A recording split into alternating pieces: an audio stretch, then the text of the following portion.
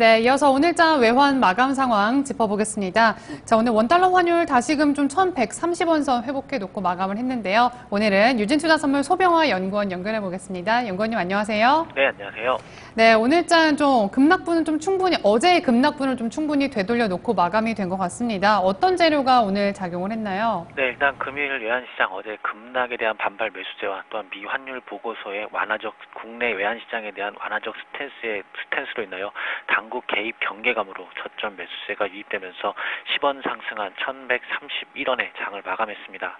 미국 지표조와 미 환율 보고서 공개로 10원 이상 급등하며 시작한 환율은 저점 매수세가 장 초반부터 유입되면서 추가 상승 흐름이 이어나갔습니다.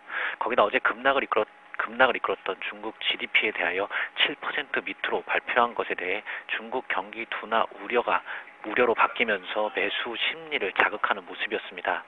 한때 1,135원대까지 상승하던 환율은 최근 급락으로 인하여 시장에 유입되지 못하였던 내고 물량들이 고점 인식에 따라서 시장에 유입되면서 추가 상승이 제한되면서 상승폭을 줄이며 다시 1,120원대로 진입하였습니다.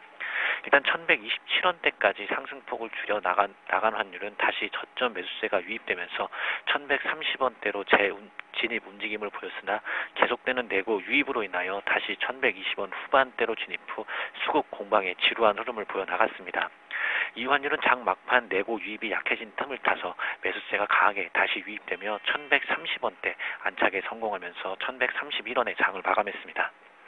네, 그렇다면 내일장 환율은 좀 어떻게 흐름을 예상하시는지 내일 전망도 좀 말씀해 주시죠. 네, 내일 외환시장도 역시 당국의 경계감에 따라 추가 하락에 대한 부담으로 저점 매수세가 좀 더 지속될 것으로 보여 다시 1,130원대에서 추가 상승 흐름을 좀 보일 것으로 예상을 하고 있습니다.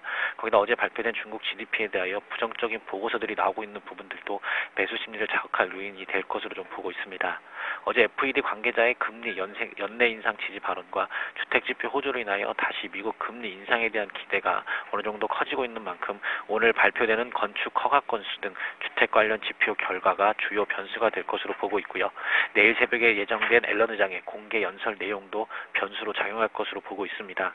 지난번 한 대학 강연을 통하여서 미국 금리 인상에 대한 기대를 키웠던 만큼 재차 연내 금리 인상 지지 발언을 한다면 다시 미국 금리 인상에 대한 기대가 커져서 롱 포지션 구축 움직임이 재개될 수도 있어 앨런 의장의 발언에 따라서 내일 외환시장의 좀 방향이 결정될 것으로 예상을 하고 있습니다. 내일 예상 환율 범위는 1,125원에서 1,140원 사이가 될 것으로 예상하고 있습니다. 네, 연구원님 말씀 고맙습니다. 네, 감사합니다. 네, 지금까지 외환 마감 상황 살펴봤습니다.